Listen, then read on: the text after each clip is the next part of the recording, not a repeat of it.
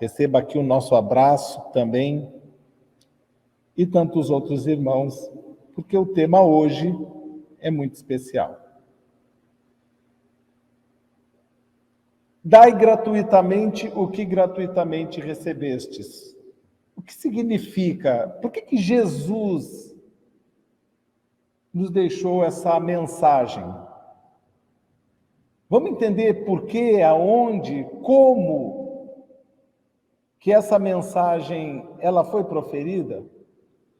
Jesus reuniu os 12 apóstolos, logo depois de ter formado o colégio apostolar, com os 12 apóstolos. E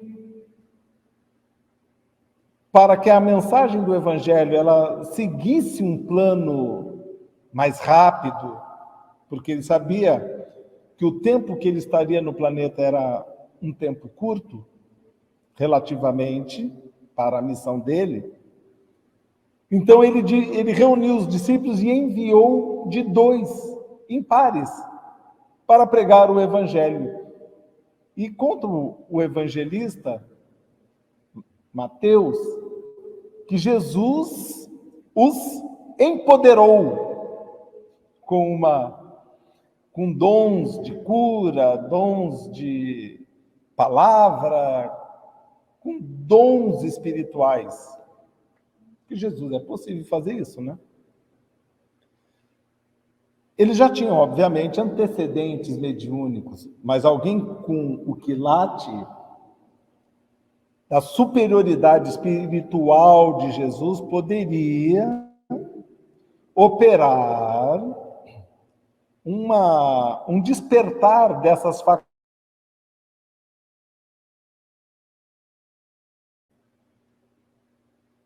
Poderia operar esse despertar das faculdades, né, em todos os nossos irmãos. E vocês podem pensar assim, puxa, mas é possível? É. Nosso irmão Langerton, logo que começamos, em 1992, ao trabalho da fitoterapia, perguntei para o Langerton, mas professor, eu não tenho uma mediunidade como a do senhor, de ver, de ouvir, de psicografar, né? Como o senhor tem. E o Langerton falou, olha, isso, com o tempo, o plano espiritual ajuda. Vão fazendo umas ligações no meu cérebro, e isso aos poucos, com o trabalho seguro e firme, sem deslizes, isso vai acordando. Se nós que somos verdadeiras portas no sentido, como as pessoas falam, né? Não vemos, não temos esse dom ostensivo como ele mesmo tinha da mediunidade. E ao longo destes, então vamos dizer, né? Praticamente 30 anos, 28 anos de exercício da mediunidade, do trabalho da fitoterapia, nós podemos dizer que o plano espiritual, por muita misericórdia, foi nos ajudando a acordar, a ligar alguns conectores no cérebro e nos proporcionar, então, um certo despertar da intuição, da mediunidade intuitiva, entre outros. Agora, Jesus diria para os discípulos, vejam, e eles veriam. A grande verdade também é que todos já tinham a mediunidade. Então, Jesus enviou eles dando autoridade, né? O que Jesus disse para os discípulos? Neste labor evangélico, que é entre pregar a boa nova e realizar as boas obras em nome de Jesus. Vamos ver o que os discípulos disseram? Então está aqui. Isso, dedicados irmãos, a nossa reunião já chegou. Estamos aqui com vários irmãos nos ouvindo e dando uma boa noite a todos. Está no capítulo 10 de Mateus. Jesus enviou estes 12 e lhes ordenou, dizendo: não ireis pelo caminho das gentes, nem entrareis na cidade dos samaritanos.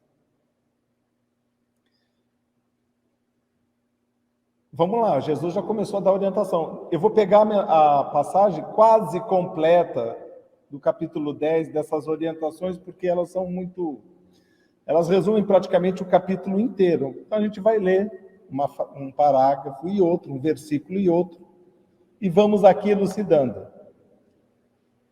Não ireis pelos caminhos da gente. Os discípulos não estavam preparados para debate. E os gentios, as pessoas que não criam em Jesus, que não acreditavam em Deus, essas pessoas, os discípulos não tinham um preparo para argumentar com elas. Vou dar um exemplo. Eliseu Rigonati, ele foi um estudioso, já desencarnou, escreveu vários livros, uma pessoa muito conhecida no meio espírita, trabalhador muito conhecido pelo seu entendimento do espiritismo, pelo trabalho que realizava na sua instituição espírita, escreveu vários livros, um deles, o Evangelho dos Humildes, Recordações do Evangelho e Recordações da Mediunidade. Ele falou que uma vez reuniu um grupo de amigos, chamou para ele e disse assim: olha, é o seguinte, nós temos uma pessoa aqui que está nos derrubando. Ele é materialista, mas é uma pessoa com tanta intelectualidade e cultura que nós não conseguimos falar nem 5 minutos com ele sobre espiritismo, que ele já nos derruba. E convidaram ele para um jantar, o Eliseu Rigonati, e este homem materialista. O Eliseu Rigonati entrou nessa fria, né? Quando ele viu, estava o homem lá na mesa e os amigos, hein? Assim, e após o jantar iniciaram esse duelo, alguém que conhecia muito espiritismo, com alguém muito materialista, mas muito intelectual. Então, assim, nós queremos falar aqui sobre o espiritismo e o homem já começou. Porque a física nuclear, porque átomos, moléculas, porque a teoria de Max Planck, porque o universo se explica por si mesmo, como tantos outros cientistas já falaram. E ficou ali meia hora conversando, e todo mundo ouvindo. E aí ele, no final, disse para o Eliseu Rigonati: olha, agora você tente me convencer o contrário de tudo que eu falei. O Eliseu Rigonati falou assim: não vou te convencer. Eu quero marcar essa conversa com você daqui a 50 anos. Aí ele falou: peraí, daqui a 50 anos eu morri. Ele falou: pois justamente. Lá em cima a gente vai se ver.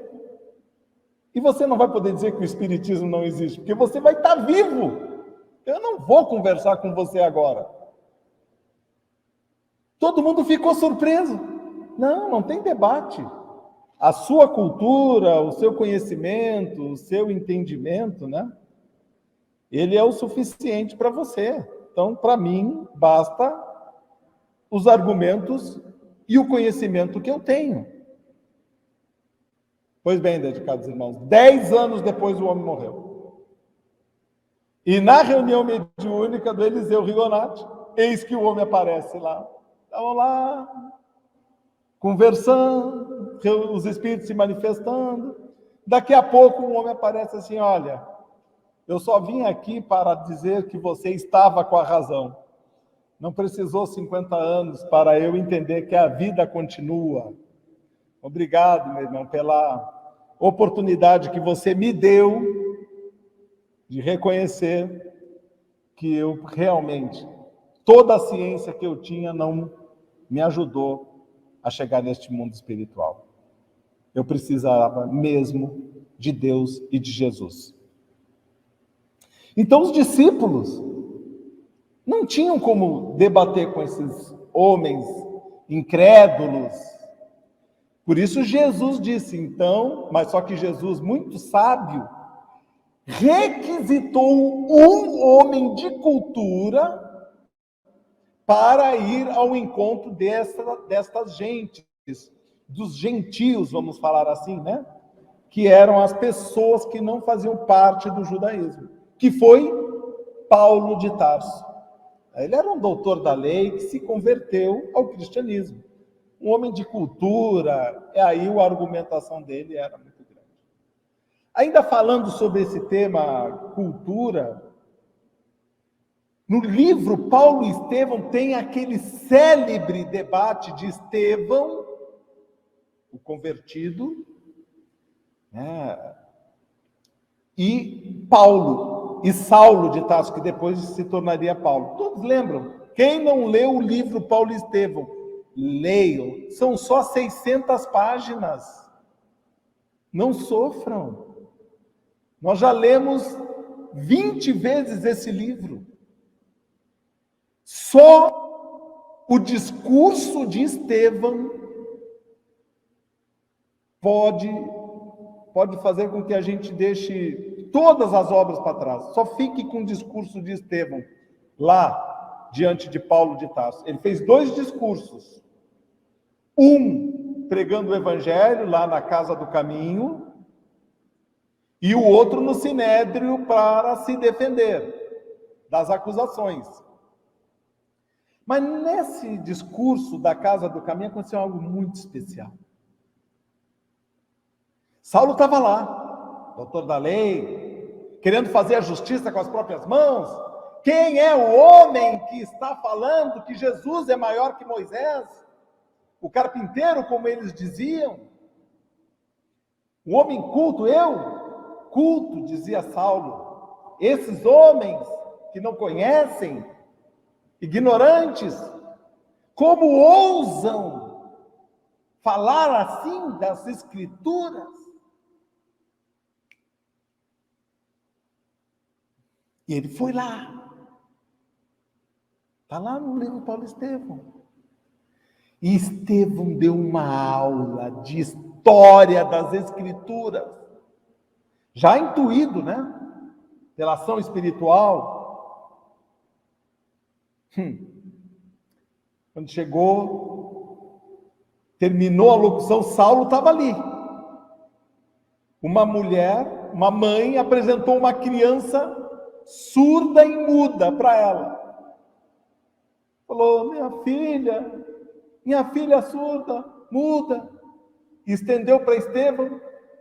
Estevão disse, eu de mim não tenho nada, mas de Jesus você pode tudo esperar. E em nome de Jesus, eu ordeno que você fale. E ela disse, glória a Jesus. Falou. Ouviu e falou. Aí Saulo já partiu para a briga. Falou, eu tenho Moisés e você segue a este carpinteiro. Estevão falou, ainda bem que Jesus era carpinteiro, porque assim a humanidade jamais ficará sem teto. Aí o homem enlouqueceu.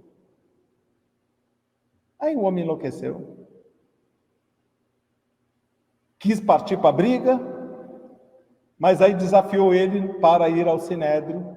Mas vejam, né? Depois converteu-se em Paulo de Tarso, convertido na estrada de Damasco. Jesus apareceu para ele quando ele estava indo perseguir mais cristãos. E aí Jesus orientou ele que ele fosse pregar o evangelho, né? É algo muito bonito essa obra, que eu convido a todos lerem. O pessoal está gostando da história aqui, hein? Muito bem, meus irmãos. Quero saber se todo mundo vai ler o livro depois. Eu vou perguntar.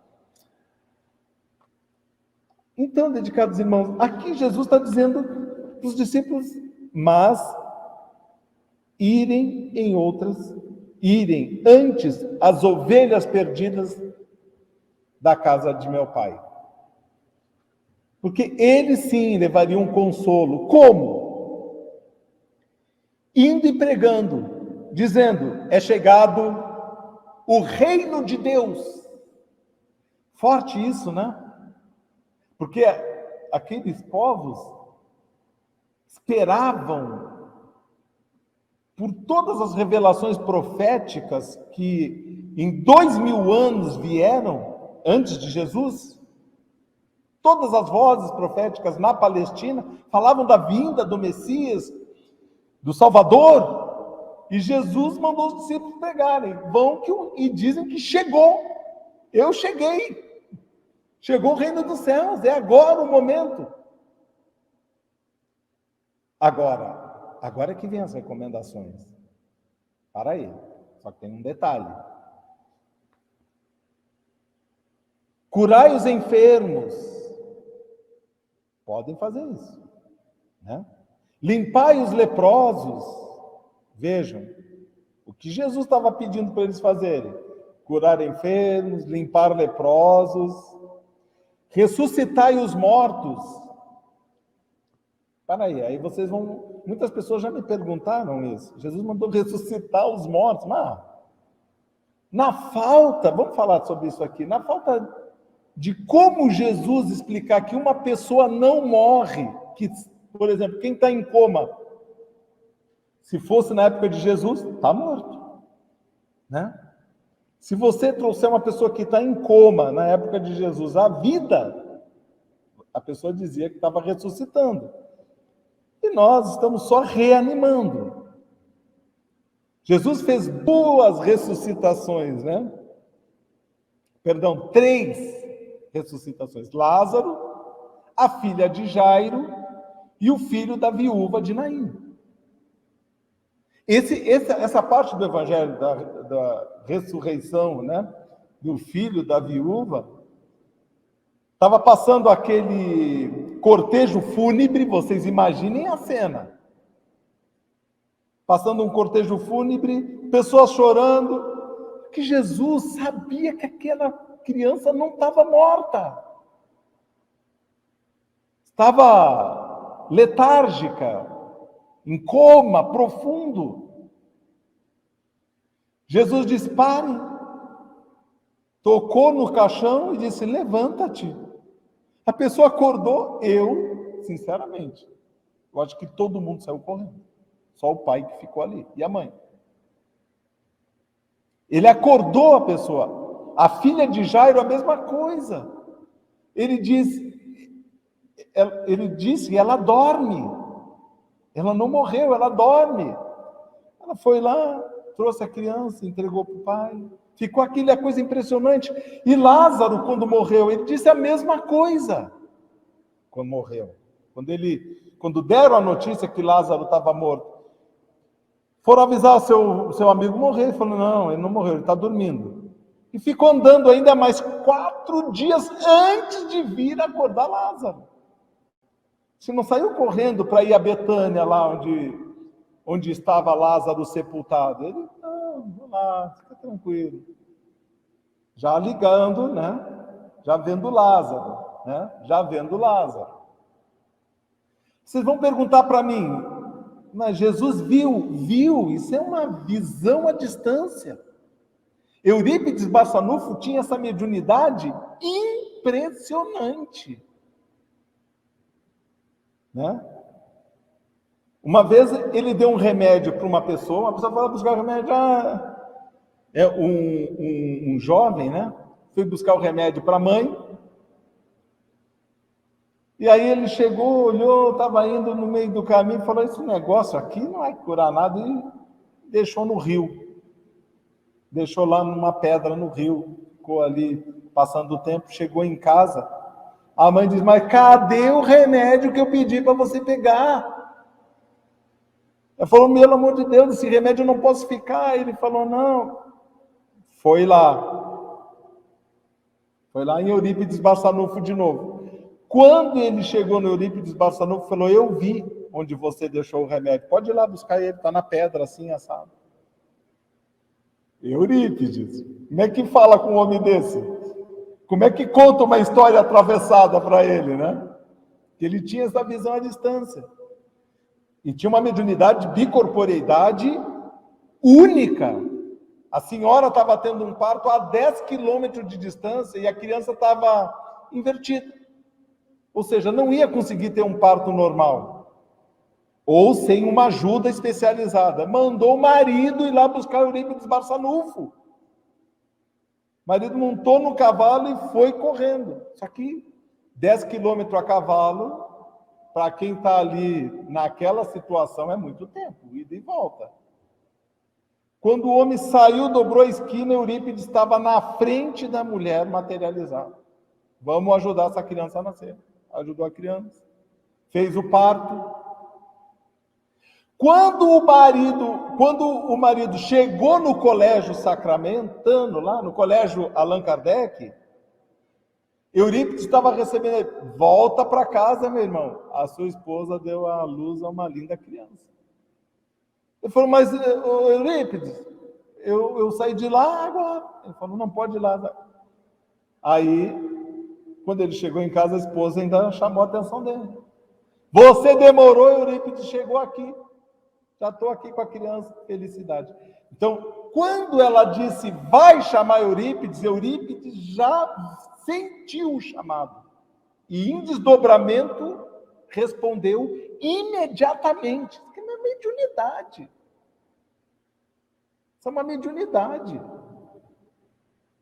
Falando de Eurípides, né? A mesma coisa o nosso irmão Langerton, também, vários casos nesse sentido. Mas do nosso irmão Expedito, eu tenho um caso desses para contar, da pessoa ver a distância. Quando ele atendeu a minha mãe, isso foi pelos idos de 2004, a minha mãe estava com um problema sério de coração, já desencarnou minha mãezinha querida em 2018. E um problema sério de coração, eu pedi para o nosso irmão Expedito: dá para fazer um atendimento? E ele disse: não, pois não, vamos fazer uma ligação. Ele estava na minha casa, Expedito. Ligamos para minha mãe. Ele disse: mãe, a senhora agora vai ser operada pelo médium de cura, Expedito Cordeiro Ramos. Ela estava, vamos dizer assim, sabe aquela história? Desenganada pelos médicos. Só não estava desenganada por Deus. E aí o nosso irmão Expedito foi fazendo a cirurgia, mas ele fez algo especial para poder ter o sucesso, que era despertar a fé das pessoas, no caso a minha mãe e as minhas irmãs que estavam na casa. Ele começou a descrever o ambiente em que elas estavam, que eu juro para vocês que eu não contei o que é, como é que era. Eu conheço a casa, mas ele não. Então vocês estão aqui nesse cômodo tem esses móveis, você está sentado na beira da cama, a sua irmã está assim, assado e tal, e a senhora, dona Ana, está assim, e descreveu a cena, como se ele estivesse lá. Aí sim, se tinha alguma prevenção, desapareceu. Então, Jesus ver Lázaro a 100 quilômetros de distância, que não era óbvio, né? A 30, 40 quilômetros de distância não é nada. É o dom da mediunidade, da vidência. E eu já contei vários casos do Langerton nesse sentido. Ressuscitai os mortos, então, né? Agora todos nós entendemos que Jesus está mandando ressuscitar o morto. Olhando por esse ângulo, por esse lado, são pessoas em coma. Todas as ressurreições que ele fez eram pessoas que não estavam mortas, porque é uma lei da natureza. Se rompeu o fio que prende o espírito ao corpo, gente, acabou. Enquanto tem um fiozinho ligado do corpo ao espírito, tem chance. Mas a hora que esse fio rebentar, romper, acabou, morreu. né? Morreu. Mas tem um outro tipo de ressurreição. Tem quantas pessoas que estão mortas para a vida espiritual? Ressuscita esse morto, desperte a fé nele. Acorde a bondade, o amor nesse morto vivo. Porque as pessoas que vivem uma vida material estão mortas para Deus. Então também é nesse sentido que Jesus pediu para eles ressuscitarem os mortos. Expulsai os demônios. Aqui vai a nossa ignorância, que nós já explicamos lá. Expulsai os demônios, fazer uma reunião de desobsessão, porque demônio vem do grego daimon. Daimon em grego quer dizer espírito. Expulse os espíritos. Foi o que Jesus quis dizer. E não demônios propriamente ditos, né? Expulsem os espíritos.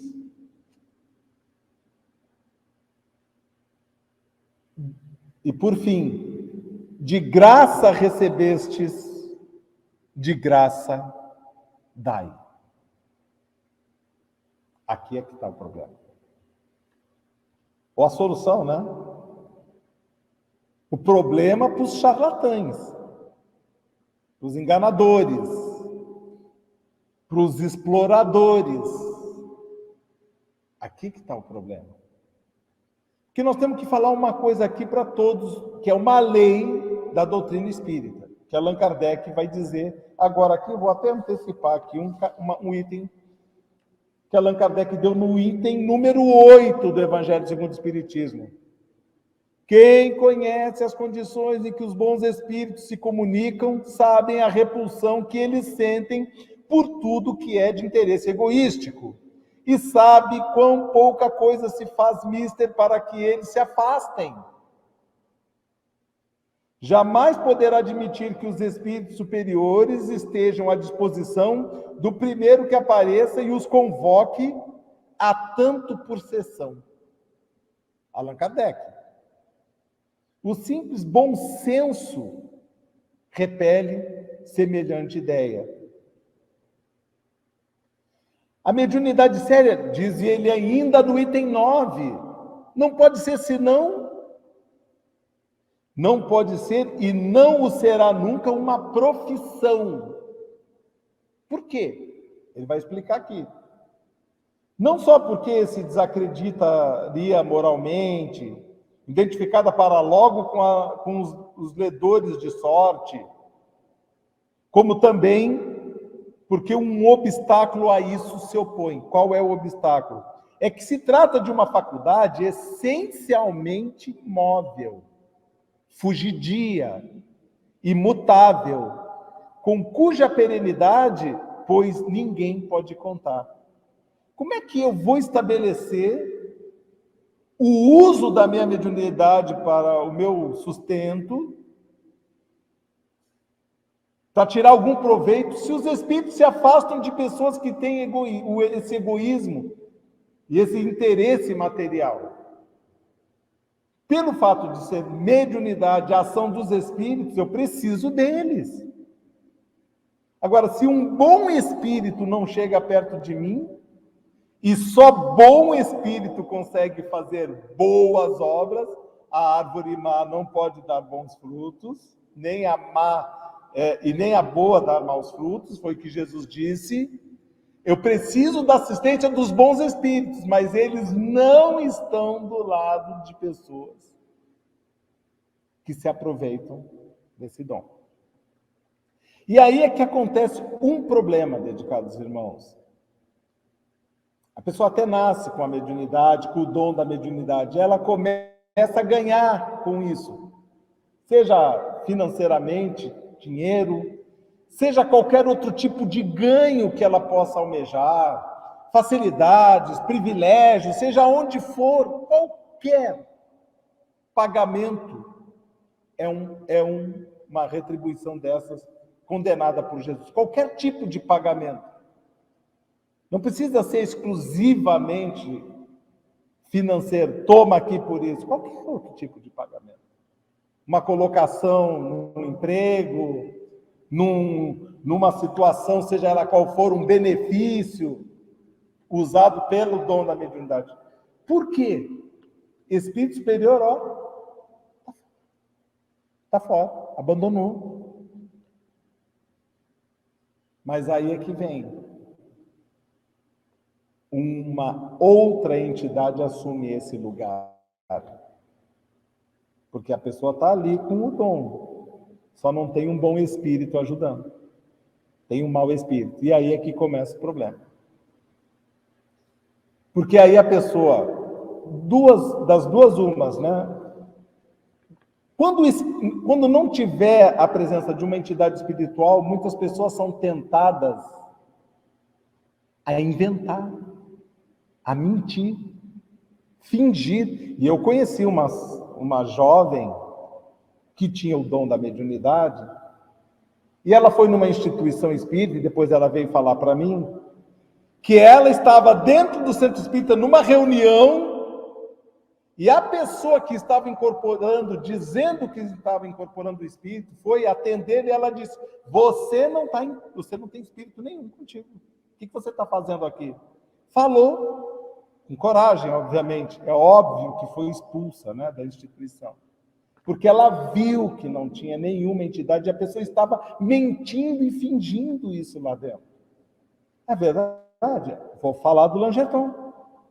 O Langerton foi numa reunião, convidado em Belo Horizonte para uma reunião mediúnica, eram pessoas amigas dele. O Langerton Neves da Cunha chegou lá, nesse centro espírita, os médiuns todos sentados na mesa mediúnica, da reunião mediúnica, e o Langerton ali, né, para ver a potência do exercício da mediunidade naquela instituição. Bem, aí o Langerton começou a reunião. Isso ele contando para nós, seus alunos. Começou a reunião e, de repente, começou os médiuns a quebrar a cadeira, a fazer uma barulheira dentro daquele centro, dar golpe na mesa. Ele foi para baixo da mesa e se escondeu. Ele falou, porque senão iam me derrubar. Terminou a reunião. Tudo quanto é médium que se manifestou ali, aprontou. Quebrou, bateu, fez o que deu. Terminou a reunião, o dirigente da reunião, acho que estava satisfeito, né? Com aquele movimento, aqui é forte. Não, vamos ver, é uma reunião forte. Falou, Gerton, o que o senhor achou dessa reunião? Falou, você está me perguntando o que eu achei. Então eu vou responder. Aqui ninguém é médium. E digam para mim, em nome de Jesus, porque eu vejo e eu não vi nenhum espírito incorporado em ninguém aqui. Me digam, por que vocês estão fazendo isso? Ninguém aqui tem mediunidade de incorporação. E aí, plano espiritual, por ele, Langerton, aí sim, deu uma lição naquele grupo. Então, dedicados irmãos, é bom como nós estamos aqui, né? Deixo na mão de Jesus. E não invento.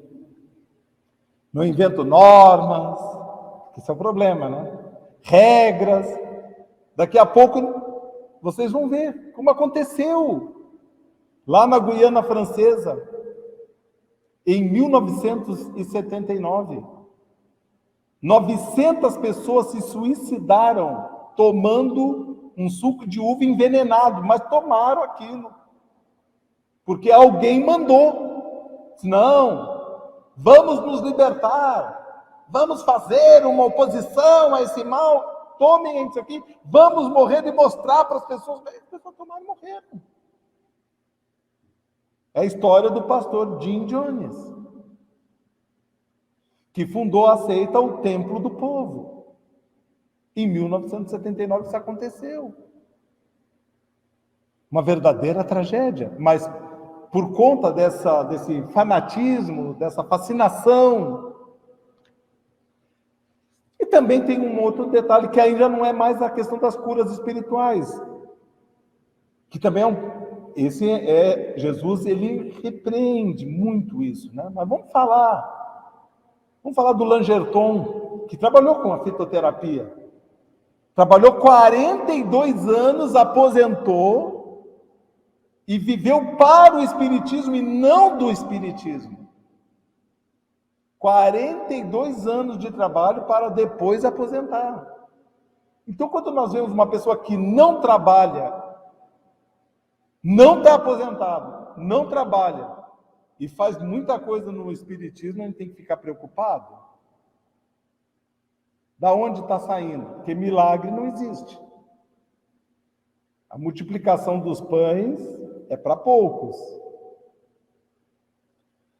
E ainda há pouco botei no grupo de estudos que nós temos do Centro Espírita Eurípides Barçanufo no Facebook, vão lá e vejam, uma palestra do Geraldo Lemos Neto, que conviveu com o médium Francisco Cândido Xavier na sua adolescência, na sua juventude, na sua mocidade espírita, e ele contando que numa determinada região do estado de São Paulo, lá para o lado de São José dos Campos, convidaram um grupo de jovens que estava fazendo um congresso de reunião espírita, lá naquela região, um congresso espírita, convidaram um orador da região do Nordeste para fazer uma palestra muito conhecida. E esse homem cobrou 30 mil reais para participar do congresso. Lá na live do Geraldo Lemos, tem mais detalhes. Ele só não declinou o nome, obviamente em respeito, né? Mas ele era um profissional da psicologia. E aí, o Centro Espírita argumentou com esse orador se não dava para diminuir, né? Porque eles entenderam. A pessoa que estava fazendo a organização e representando ele, não. Ele vai deixar de trabalhar no seu consultório para vir nesse congresso. Ele precisa receber. Aí fizeram uma negociação com esse orador e de 30 mil reais ele baixou por misericórdia a 10 mil reais o preço da palestra. Aqui é de graça, hein? Ó. Então, para aí, tem dois problemas aí. Ele que cobrou e nós que pagamos. Quem paga é o problema. Quem se sujeita é o problema. Alimenta, né, essa falsidade. E Allan Kardec, no item 10, ele vai dar aqui um arremate muito interessante. A mediunidade é uma coisa santa, que deve ser praticada santamente, religiosamente. Se é um gênero de mediunidade que requer essa condição de modo ainda mais absoluta, é a mediunidade curadora. Veja, Allan Kardec. Por que o exercício da mediunidade de cura é ainda mais abominável quando ela é cobrada? Porque as pessoas que procuram alguém para ser curado estão num estado de debilidade espiritual, numa fraqueza física pelas suas injunções de problemas orgânicos, né? A pessoa que já está ali num plano de expiação e provas, Jesus já demorou para encaminhar essa pessoa para algum lugar para ser amparado. Chega e lá dá de cara com um explorador. Não, essa aí vai receber uma condenação ainda maior do que todos. Allan Kardec, quem está falando aqui. Item 10 do capítulo 26. Olha o que ele diz aqui, ó. O médico, ele dá fruto dos seus estudos, pode pôr preço nisso.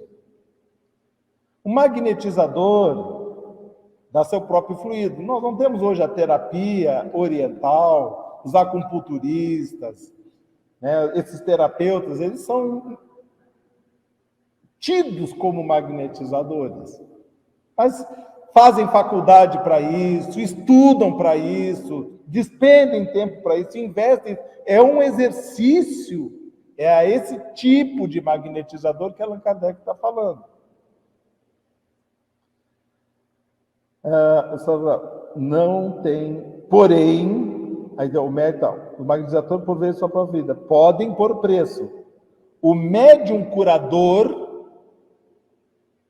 transmite o fluido salutar dos bons espíritos. Não tem direito de vendê-los. Jesus e os apóstolos, ainda que pobres, nada cobravam pelas curas que operavam. Procurem, pois, aquele que carece do que viver, recursos em qualquer outra coisa, menos na mediunidade.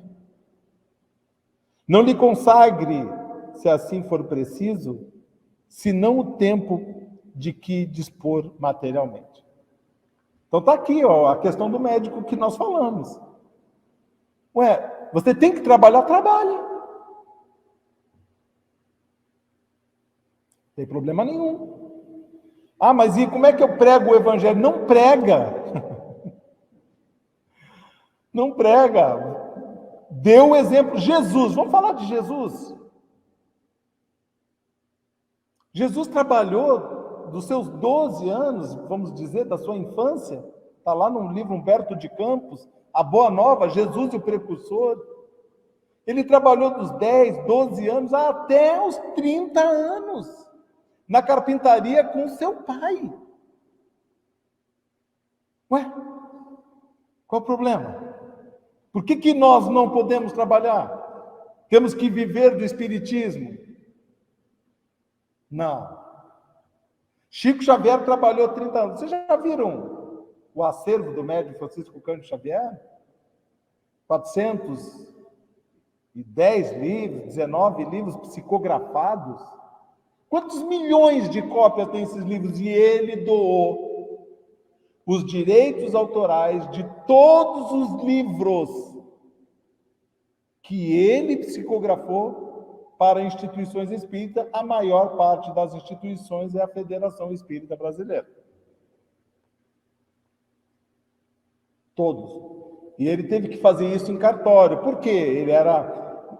o livro tinha que ser registrado no nome do médium. Ele registrava no nome dele, porém, 100% dos direitos autorais dedicados à instituição espírita. No caso do Chico, a federação. E milhões de reais. Quanto que o Chico vendeu em livro? Mais de 100 milhões de reais. Ainda tem o caso do diretor da Federação Espírita Brasileira, Frederico Figner, que quando desencarnou, ele deixou uma herança para o Chico. Era um homem muito rico. Ele escreveu aquele livro depois pelo médium Francisco Cândido Xavier, Voltei, no pseudônimo Irmão Jacob. E quando a família anunciou para o Chico que vamos botar aqui em valores aqui, em dinheiro, né? Quanto que era a doação? R$1 milhão. Vamos botar em dinheiro aqui. Equivalente, né, o que era na época, R$1 milhão. Quando chegou na casa, o Chico chegou e falou: pelo amor de Deus, volta com esse cheque. Voltou a família com o cheque. O advogado falou: não tem jeito, está no testamento, esse homem tem que receber. Voltaram para lá: Chico, nós estamos com um problema aqui, nós não temos o que fazer, é R$1 milhão. O Chico falou: pois então vamos fazer o problema. Emmanuel deu uma inspiração e ele doou para a Federação Espírita Brasileira, que comprou todos os equipamentos de tipologia para fazer a edição dos seus livros. O Chico. Langerton, o homem chegou lá para o Langerton em Peirópolis: Langerton, $600.000 pela fórmula do remédio que você tem aqui na mão, que é o Hermobar. Tá aqui, ó. Laboratório, tá? O Langetão falou, me traz a assinatura do autor dessa fórmula e eu te dou ela de graça. Ele falou, ah, é? Como é que é? O Langetão falou, você vai pegar um avião, vai subir 7 anos em linha reta, perpendicularmente. Aí você chega na casa dele, Dr. Adolfo Bezerra de Menezes. Perdão, o tônico hepático. Dr. Adolfo Bezerra de Menezes. Você pega a assinatura dele e traz para mim e eu te dou essa fórmula de graça. Ele falou, ah, não. Mas aí é difícil. E olhem, esse homem chegou em Peirópolis na fase financeira, material, mais penosa da vida do médium Langetão. Mas nem por isso ele foi tentado. Ele se sentiu tentado a ganhar alguma coisa com isso. São esses exemplos que nós temos para conseguirmos ter a assistência dos bons espíritos. Veja o que Allan Kardec fala aqui, que não busque recurso, senão não busque recurso para viver na mediunidade. Os espíritos, e que só consegue o tempo que dispor materialmente, os espíritos lhe levarão em conta o devotamento e o sacrifício, ao passo que se afastam dos que esperam fazer deles uma escada, os espíritos, uma escada para subir. Então aqui fica um aviso para todo mundo que tem o dom da mediunidade. Não explore. Ou vai ser suspenso. E nós vemos como muitas vezes o plano espiritual age com quem se desvia desse caminho. O tipo de ação protetora, não é castigo. A gente diz assim, a pessoa desencarnou, não é uma proteção, porque se a pessoa continua explorando, né, ela vai aumentar a sua dívida. Não, vai agora, para não, né? Vamos desencarnar agora. Desencarna agora e aí só fica com um pedacinho aí para recuperar na próxima. Então, presente. Então, muitas vezes nós vemos essas tragédias com médiuns, né, para a gente poder esclarecer. Jesus, por fim, aqui, para concluir a lição que ele deu aos discípulos, eu vou ler de uma forma mais rápida, né, para a gente concluir. Ele diz assim, ó, e não temais aqueles que matam o corpo e não podem matar a alma. Temei antes aqueles que podem fazer perecer a alma e o corpo no inferno. Olha aí. Se alguém aqui quiser, né, cortar, a gente não tenha medo dessas pessoas. Não tem, como ele diria para os cristãos, não tenham medo da fogueira, né, do sacrifício, do esforço, vamos falar aqui no nosso caso, do esforço que fazemos para estar aqui hoje nessa reunião, no seu lar, na sua casa, para escutar essas palavras. Nós temos que ter medo das pessoas que dizem, não vale a pena, não vai lá, fique em casa. Nós temos que ter medo dessas pessoas. Essas é que levam a gente para onde não deve. Então não temos que matam o corpo, temam aqueles que nos levam a alma para as regiões purgatoriais. Essa é a lição, dedicados irmãos. Por isso que Jesus nos deu essa recomendação. Dai gratuitamente o que gratuitamente recebestes. O Chico, a pessoa ganhava uma coisa, o Chico, todo mundo ia no Chico, dava ali uma caneta, a pessoa saía ali para fora e o Chico já pegava a caneta, toma aqui um presente. Chico, toma aqui. Chico, opa, obrigado. A pessoa virava, Chico, toma aqui. Nada. Essa era a lição do Chico. Esse era o exemplo dele. O Chico uma vez comprou 2 ternos. E o Emmanuel apareceu assim, Chico, tu tem quantos corpos? E o Chico falou 1. Ele falou, então por que tanta roupa? Chico, opa. Com Emmanuel. Sem exagero, né? Sem exagero.